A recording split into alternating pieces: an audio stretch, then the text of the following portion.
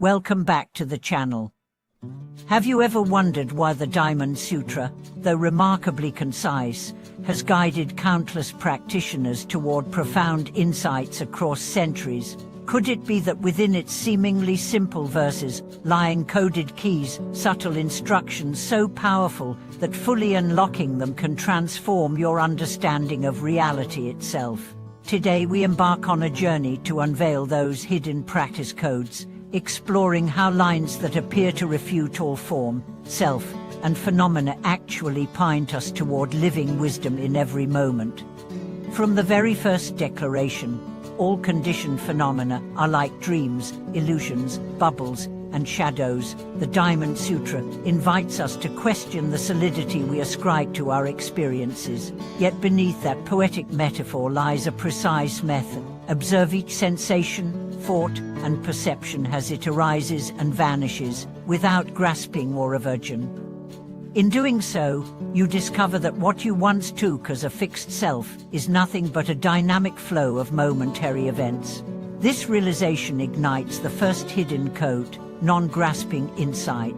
It is not an abstract doctrine, but a day-to-day practice of noticing, again and again, how clinging shapes every moment of suffering.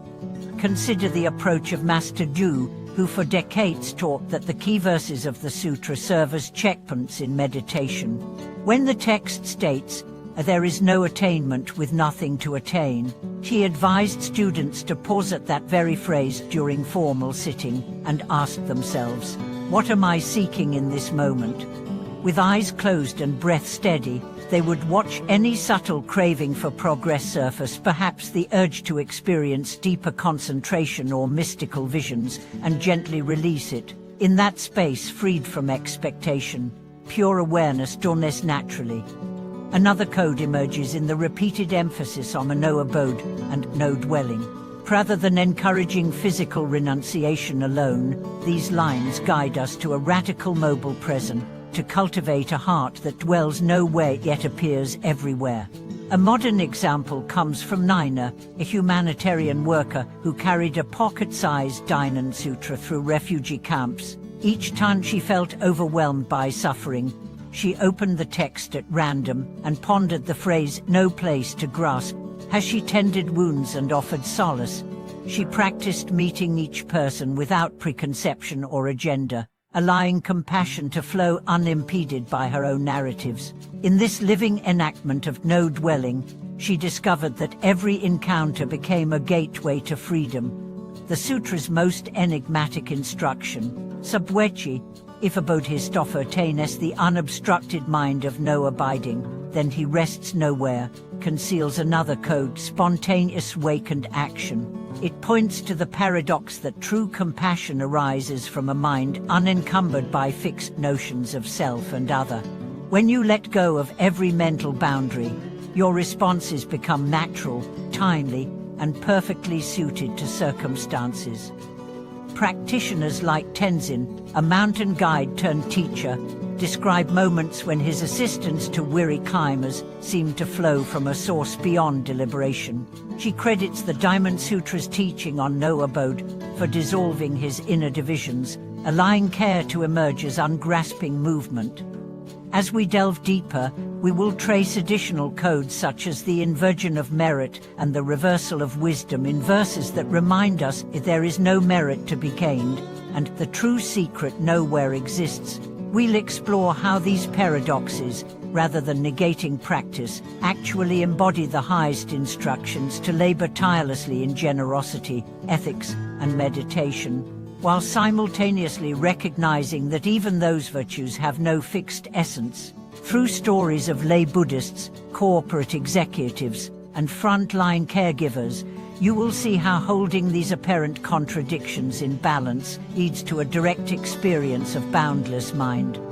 May this exploration of the Diamond Sutra's hidden codes inspire you to treat every line as a living practice, each verse a mirror reflecting your own ungrasping clarity. As you carry these teachings into your daily life, may you uncover fresh dimensions of wisdom that call you to return again and again, throughout a lifetime of realization. As you meditate on the sutra's teaching of no self, no other, O sentient being, O lifespan, you begin to sense how these four nos function together as a subtle code for dismantling every dualistic view. Instead of an intellectual exercise, this becomes a living experiment. Notice a moment when you feel separate from another, perhaps reacting defensively to someone's criticism or drawing a line between us and them. Then pause and ask silently, where is the boundary between self and other in this moment? Track how sensations, thoughts, and emotions flow seamlessly across that imagined border. In doing so, you taste the freedom of non-duality, the very heart of the Diamond Sutra's revelation. In the marketplace of ideas, this insight can transform conflict into collaboration. Take the experience of Lucas, a mediator called in to resolve a bitter dispute between two departments in a tech company. Each side insisted on its own position, fueling a cycle of blame. Lucas, having studied the sutra's instruction to trust nowhere, refrained from taking sides. Instead, he guided meetings in which participants voiced their concerns without labeling them as right or wrong. He invited everyone to notice, together, how collective stress intensified judgment, and then to experiment with no dwelling by brainstorming solutions from a shared, open space. What emerged was a joint project that leveraged both teams' strengths far richer than any compromise pieced from entrenched positions. The Diamond Sutra also embeds a code for transforming the very intention to gain merit into the consummate practice of non-attachment. When the text proclaims there is no merit in giving, it is not discouraging generosity, but teaching that true giving arises free from the grasping I give and I receive. In practical terms, this calls for acts of kindness offered without self-reference, serving meals to the homeless without tallying praise, volunteering without imagining how the deed enhances your reputation, or simply offering a genuine smile to a stranger with no expectation in return. Practitioners who adopt this way report an unexpected deepening of generosity. The act flows joyfully, and the heart remains open regardless of acknowledgement. Even the structure of the sutra itself offers coded instructions for practice. Its repetitive form posing a question, offering a paradoxical answer, then reaffirming the teaching, mirrors the rhythm of inquiry and insight. When a doubt surfaces in your practice, am I making progress? You can use that very structure, pose your inner question, let the paradox arise. There is no progress, for nothing to attain, and then return to sitting or mindful attention. This rhythm trains the mind to hold inquiry and realization together, preventing both dull stagnation and frantic striving. Beyond formal meditation, the Sutra's codes guide how to move through the world with ungrasping freedom. In social activism, for instance, recognizing no objective to achieve in the highest sense does not negate practical goals but frees organizers from attachment to specific outcomes. When a campaign fails, they do not collapse in despair but adapt with resilience, knowing that true impact unfolds in unexpected ways over time. Such activists often credit daily reflection on the Sutra's verses for sustaining their energy and preventing burnout. Parents, too, can apply these codes in nurturing children. Instead of instilling rigid rules, they invite young ones to explore right action with curiosity. When a child asks, "Why must I share my ties?" a parent might reflect the Sutra's paradox: we share because there is nothing to hold onto. In that playful exchange, the child glimpses generosity as freedom rather than duty, and learning becomes an adventure of letting go rather than a march toward conformity. As this exploration unfolds, you may find that the Diamond Sutra's practice codes interlock with your own life's challenges, dissolving old patterns of fear, opening new channels of creativity, and revealing the ever-present freedom that lies beyond every thought and form. Each time you return to its verses, fresh nuances emerge, like hidden doorways waiting to be unlocked. May these timeless codes inspire you to treat the sutra not as a static scripture, but as a living guide, each phrase a key that, when turned in the lock of your own experience, reveals a vast expanse of unbound clarity. In this way, the Diamond Sutra becomes not merely a text to study, but a companion for a lifetime of realization, calling you to awaken again and again to the boundless heart of wisdom. As you integrate these practice codes more deeply, you'll discover that even the simplest moments of daily life can become gateways to boundless awareness. When you walk down a busy street, notice the impulse to judge each passerby as friend or foe, attractive or unattractive. Pause and recall the sutra's instruction that all appearance is like an illusion. Allow each face, each gesture, each passing glance to rise and dissolve in your mind without clinging. In that brief space you taste the freedom of ungrasping presence, the heart's natural ease when not bound by concepts. In the kitchen, as you chop vegetables or wash dishes, the ritual of mundane work can become a moving meditation on emptiness. Feel the weight of the knife, the texture of each vegetable, the flow of water across your hands. Then silently reflect on the sutra's paradox that there is nothing to attain and nowhere to abide. Even this simple act of preparing a meal offers a living encounter with the teaching that form and emptiness are inseparable. Each slice becomes an opportunity to dissolve the boundary between action and awareness. Artists and writers, too, find rich inspiration in the sutra's hidden codes.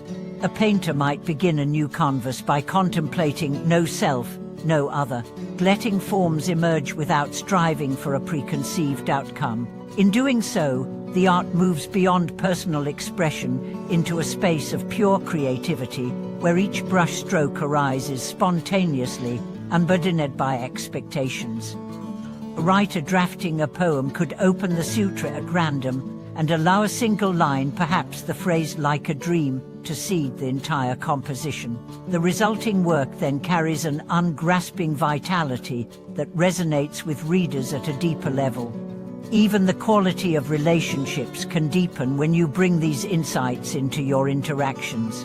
In times of disagreement, instead of clinging to your own view, pause and remember the sutra's teaching that all opinions are empty of inherent existence. Listen fully to the other person's perspective, noticing your own reactive thoughts as passing clouds. Respond not from a fixed position, but from the open field of compassion that arises when self and other are seen as reflections of the same empty heart.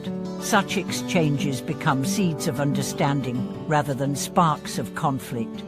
In health and healing, practitioners report that regular recitation or silent reflection on key verses alleviates chronic pain and reduces stress. The very act of turning attention inward to the impermanent nature of sensations interrupts the habitual cycle of fear and resistance that often amplifies discomfort. Patients learn to observe pain as a transient phenomenon, like a wave rising and falling, rather than a fixed enemy. In this way, the Diamond Sutra's practice codes become a form of self-administered medicine, gentle yet profoundly transformative. On journeys through nature, whether hiking in the mountains or strolling along a beach, you can use the environment as a mirror for the sutra's metaphors. Watch a wave crest and dissolve on the shore, or see a cloud shift shape against the sky. Let these natural phenomena remind you that all conditioned things appear and vanish without owner or agent. As you move through the world, your steps become blessings, each footfall a silent affirmation of non-attachment and open-hearted presence. When technological distractions threaten to fragment your attention, set aside moments to return to the sutra's core paradoxes. Silence your phone, close your browser, and sit quietly with the text for a few minutes. Read a phrase, then let your mind rest in the space around it, neither grasping nor pushing away. Even a handful of these micro-retreats throughout the day can weave a thread of unshakable clarity through the tapestry of modern life. Over time, as you revisit these codes again and again, they begin to interlock and reinforce one another. Non-grasping insight supports spontaneous action. Mobile presence deepens generosity. Paradoxical inquiry fuels creativity. Each dimension of the teaching becomes a living organ of your being, harmonizing into a seamless field of wisdom and compassion. In that radiance, you glimpse the true power of the Diamond Sutra, not as a relic of antiquity, but as a living guide, ever fresh, ever revealing new doorways into the boundless nature of mind. Thank you for watching this video.